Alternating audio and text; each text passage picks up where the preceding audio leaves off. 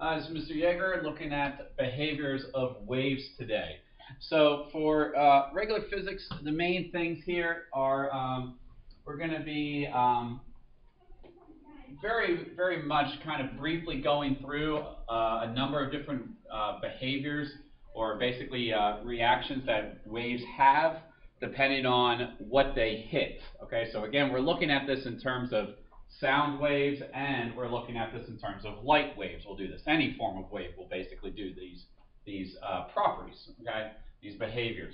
So we're going to look at what happens when you're along a boundary, when you reflect, when you refract, when you diffract, when you absorb, absorb, and when waves interfere. These are going to be our main behaviors we look at. All right. So main thing is, again, just understanding which one is which and what it would look like. Being able to see a diagram and being able to go, yep, that's definitely refraction. That's not diffraction and so forth. Okay. So the first thing we're interested in is basically when we say add a boundary, what happens when we change mediums? So there's a lot on this page, but there's only a few things I really want you to focus on again. All right. Once again, my pen seems to be missing, so we'll hopefully see that this doesn't happen the entire time. But what you can see is, you're going to see a couple diagrams with this. We want to know what happens if I send a wave down from the less dense end to the more dense end, and then vice versa. What would happen to the wave? So this is the same idea as if you ever use a wick.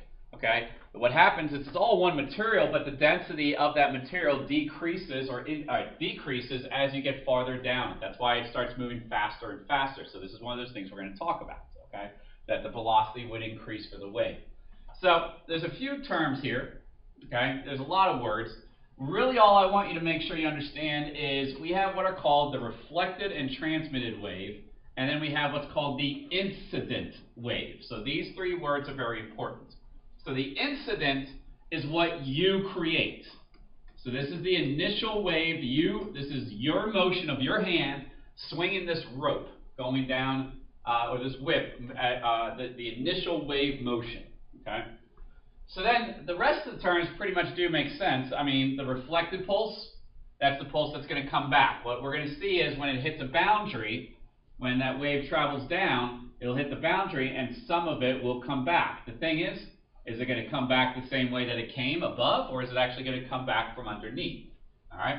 So that's the reflected wave. So this would be the incident wave coming in. These are going to be reflected waves coming back. Okay. Then what about what goes through? Okay, that is the transmitted wave. The transmitted wave is what passes through. You see pulse here. Pulse and waves are interchangeable. If that bothers you, you're going to have to get over it. They are completely interchangeable words. Okay, we use that all the time. We can say oscillation. All right, we got to be used to all these different terms. So the incident is what you create. Reflected is what bounces back. Transmitted is what's going to go through. So all we really need to know is what's going to happen if you go from less to more and more to less. So the nice thing is they're opposites. If you go from less dense to more dense. So the example I always use is I go like if I had a string connected to a rope and somehow I whipped that string and the rope was able to go a little bit too. All right.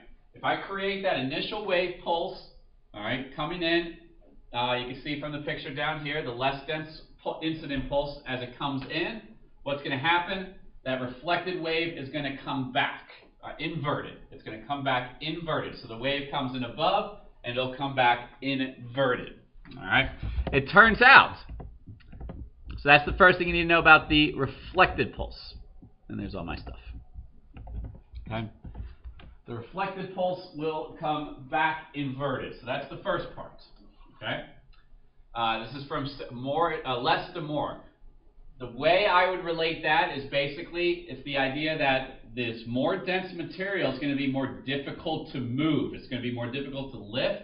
And so basically when the energy hits that, it digs in and comes back underneath. Okay? And that's what happens. The reflected wave comes back. You'll see a little like simulation showing that on the next slide. The transmitted wave, the velocity will decrease. The wavelength will decrease. So it actually will get smaller and thinner. One more thing I should put there, its amplitude also decreases. Okay? So basically a bunch of decreasing of all factors other than frequency. Frequency would actually stay the same, but decreasing of velocity, wavelength, and amplitude as it goes into the higher density. Basically the idea there is it's more difficult for those particles to move. They are heavier, so therefore velocity decreases. Sort of related to momentum essentially, okay, maintaining the momentum, okay? So that's going from less to more dense, okay? So you'll see here, all right, you can see kind of that example. The incident wave comes in, reflected comes back, and the transmitted goes through. The reflected wave gets inverted, and then the other thing you notice is, one, the amplitude of the transmitted wave decreases. It actually gets thinner, if you can kind of see that. You can probably slow it down and see that, or pause it for a second. All right. And then the other thing, the reflected wave travels off the screen faster than transmitted wave. The transmitted wave is slower. Okay. What about if the second medium is less dense? So this would be your whip. This would be swinging a rope connected to a small piece of string. What's going to happen? Basically, everything is opposite. First off, the reflected wave will come back exactly like the incident wave came toward it. It'll stay not inverted. It will not invert. All right. The transmitted wave will get larger amplitude, larger wavelength, and it will go faster. It's easier for it to move. And again, that's why a whip is so strong. You basically make the small motion, and that energy gets faster, not the energy, but obviously the motion gets faster and faster and faster down the line, okay, until it actually creates that really strong whip sound at the end. All right. So make sure. I always tell students, you can basically learn one, obviously be able to understand both, but if you really understand one, everything is opposite for the opposite setup, okay? So just, try to understand one really well. All right, so the different wave interactions that we have here, okay, the different wave interactions, all right? And there is something I'm gonna go and get all this out, okay? There's something I want to underline here.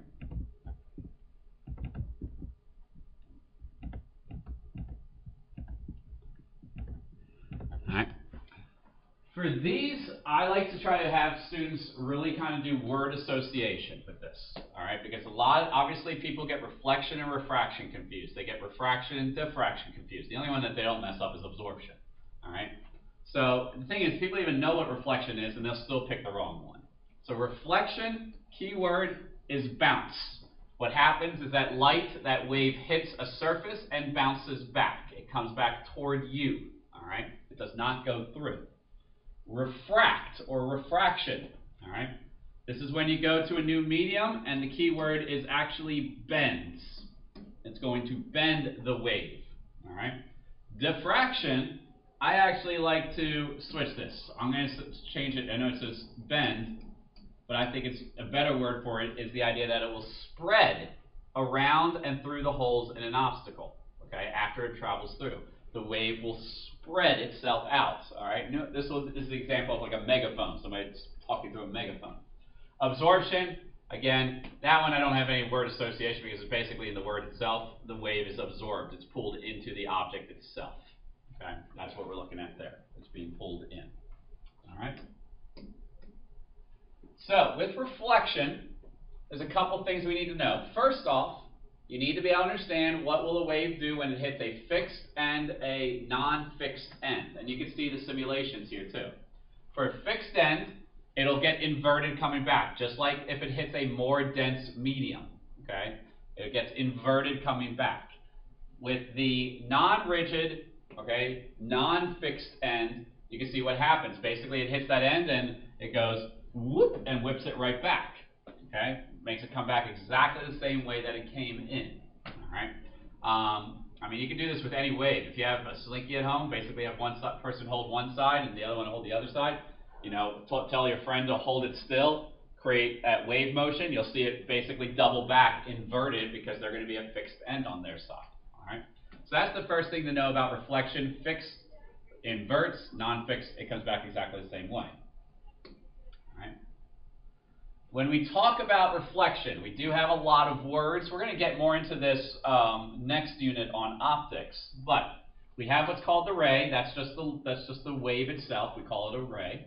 Okay. It just shows us which way the wave is going. Okay. I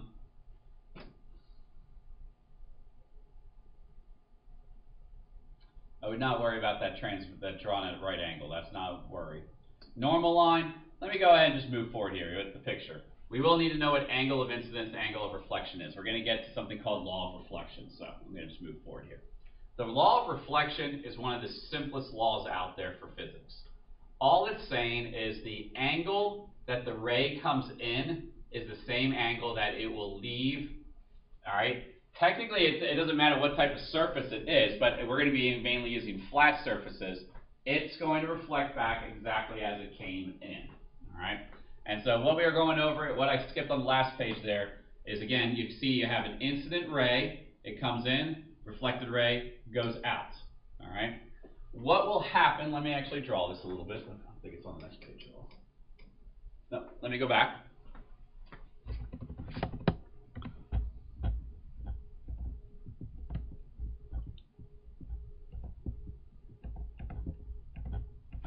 All right. What you will see more often on your test would be something like this. We're going to have a flat surface going down. We're going to say it's like a mirror, basically. Okay.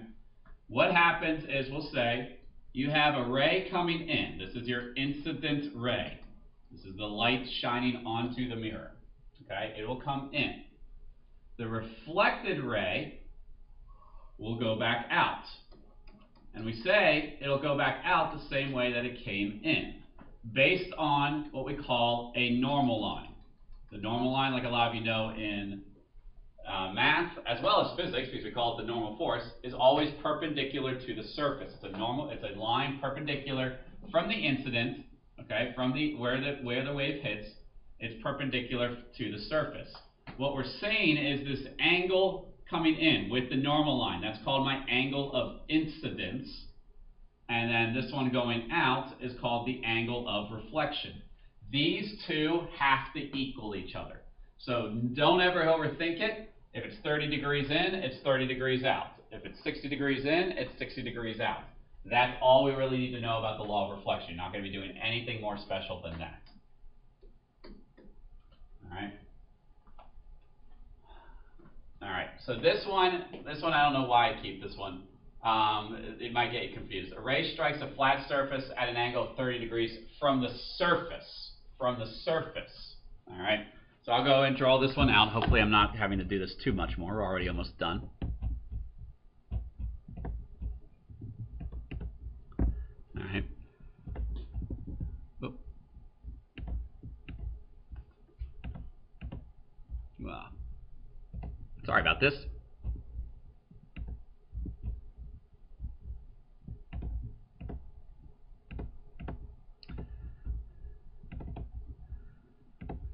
So for this one, I don't think you're going to see a problem like this. Again, like I said, I don't know why I still have this one written out this way. We're saying the ray comes in at 30 degrees with the surface. The thing is, that's not the angle of incidence. The angle of incidence is with the normal, so that's 60 degrees. It comes in at 60 degrees, which means the reflected wave should leave at 60 degrees, which is what the answers are to these. Okay, sorry about that. I just wanted to clarify the meaning of that. So again, it's just because it specifically says 30 degrees from the surface. Most of the time it'll be with the angle based on the normal line, or if it just says the angle of incidence is 60, the angle of reflection is 60. Really no work to be done on those. Refraction. Refraction, you just need to know what it is and how it works, essentially. Okay. So for refraction, it's the bending of the wave as it travels to a new medium. All right. As it travels into a new medium. I have a good video if you just check out the PowerPoint on its learning with this. All right. Basically, as the density increases, there's going to be a greater bending of that wave, a greater bending either toward or away from a normal line. So I will have to get my pen one more time with it. So this is something that, again, the example we always use is not the earthquakes, it's the straw in the water. When you look at your straw, it looks like it's bent. That's because the light waves are bend when they hit the water, and therefore they create what's called a virtual image or a apparent image of where that object is, and it's not actually there. But earthquakes, this is why the earthquakes can travel very far. We can feel them possibly on other sides of the world or even really far away. Like, we felt the earthquake from Washington, D.C. a few years ago.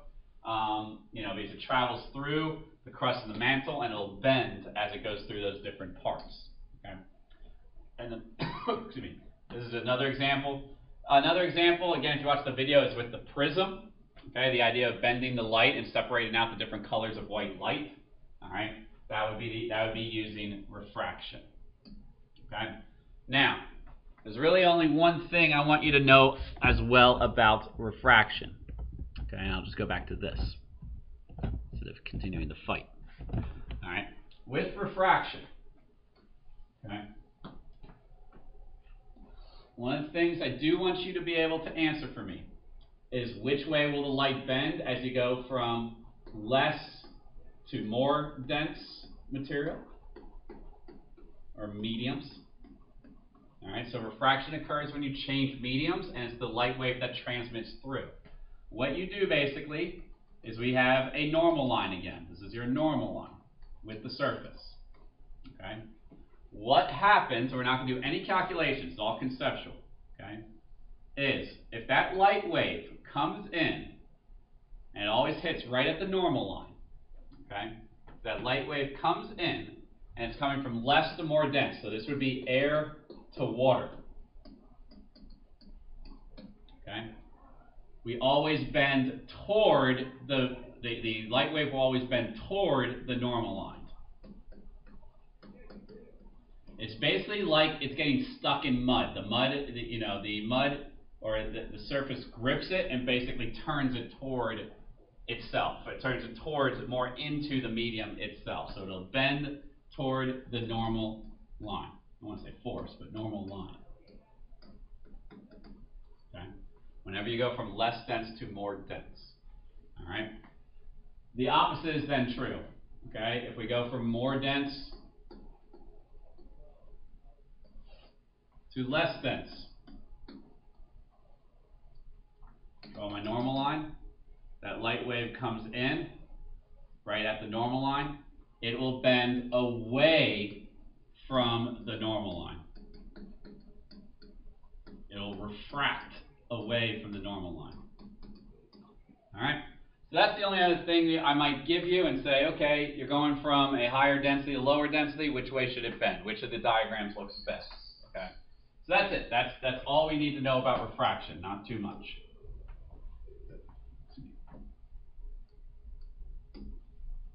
All right, what about diffraction? Okay, again, another good video if you want to check that out. It's the spreading of the wave around an edge or a corner. This is again why you can hear my voice, not my voice, but you can hear a teacher's voice even though the doors might be closed. The waves will spread around the edges of a door. Okay. This is again the idea of a megaphone, talking very loudly. All right, increasing the sound of your voice. All right, spreading it out more. So I mean, there's lots of different examples, but that's called diffraction. Okay. Again, it will occur when you hit some sort of obstacle. You see it in water all the time. Okay. If you see, basically, you have that obstacle in the water, and the waves will basically come around it and then spread out on the other side of that wave or of that rock. Okay. What we're going to see in a moment, actually, that's not that important. That last point about the larger the waveline. What we're going to be more interested in is the idea of what's called a slit width, okay, and how much diffraction occurs based on a slit width. All right. So basically here you go. What you need to know is, all right, how much diffraction will occur if there's a small opening versus a larger opening? Well, it turns out you will have more diffraction. This is more diffraction in the left-hand picture. When what this is right here is called the slit width, there will be more diffraction as you decrease the slit width. Again, if you watch this another video example, it's basically a video from MIT where they use lasers and they change the width that the laser is able to go through. As they decrease the slit width, you'll see basically the light spread out more. It'll create actually like more separate dots. But then if it's completely open, basically you have one dot. If you think about it, basically it's the idea that as the waves go through, there's a lot more interaction that they have with the wall, and they basically reflect off the wall and then spread out on the other side. Over here, we have a large slit width. And so over on this side, there's not much interaction, so there's not much spreading going on there. There's not much diffraction going on with a large slit width. So basically, slit width and diffraction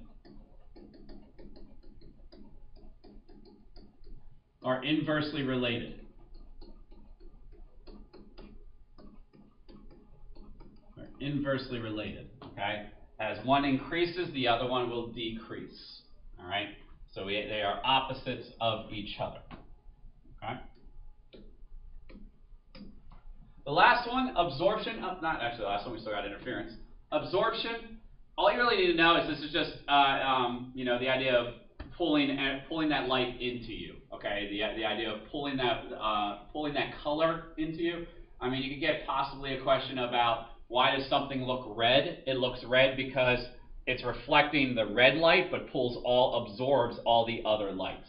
All right, that's all absorption basically is going to look at here. All right, let me go back. Sorry, not too much. There's not a lot of stuff that I do with color for this particular class. So absorption is just the idea of pulling that energy into you, pulling that light wave into you. So, okay. The last one, interference.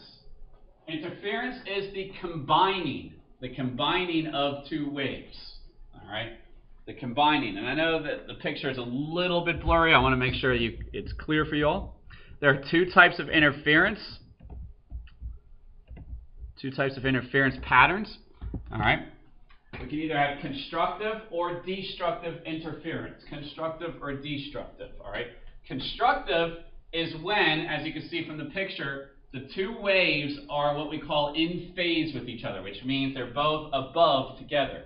What happens is if these two waves come together, they're going to create a larger wave. So it always results in an increase in amplitude. If you have constructive interference, increase in amplitude. All right. It can happen as troughs. You can have one trough and another trough, and then they'll create one larger trough. Didn't do that very well. It does not increase the wavelength, it only increases the amplitude. Okay? So you basically just add those two together and that's what you get. Okay? So that's constructive as long as they're both in the same orientation, same direction. Destructive, that's when they're not oriented together. One is up, one's down, and what happens is if the amplitudes are perfectly opposite of each other, they'll completely cancel out. It doesn't always have to. It could just make a smaller wave. If you have a wave that's 2A and one that's negative A, they're going to create a wave when they interfere of just amplitude A. Okay, 2 meters, negative 1 meter will create 1 meter amplitude. So that's when the two waves combine. You have to have two waves coming at each other. Okay, they don't have to come out. Actually, one could follow another one. That's possible too. All right, but generally you'll be seeing that as if they come together. Okay, they will combine. The other thing to notice that I didn't say for the first one, after they combine, the waves continue to move the direction that they were going. They don't reflect it back. I think that's a common error that people make. They think they reflect back the way they came, okay, and they invert. That's not correct. That's not correct at all. If I say this is wave A and this is wave B, they're approaching each other. Right here, this is wave A plus B. They've added together. In this case, they've canceled each other out. And then wave B keeps going. This is wave B, this is wave A. They pass by each other. Waves are energy. They don't just come back and stop. They continue to move right through each other. So that is interference. And that is it. All right? So a lot of terms. What is reflection? Think about what's the law of reflection.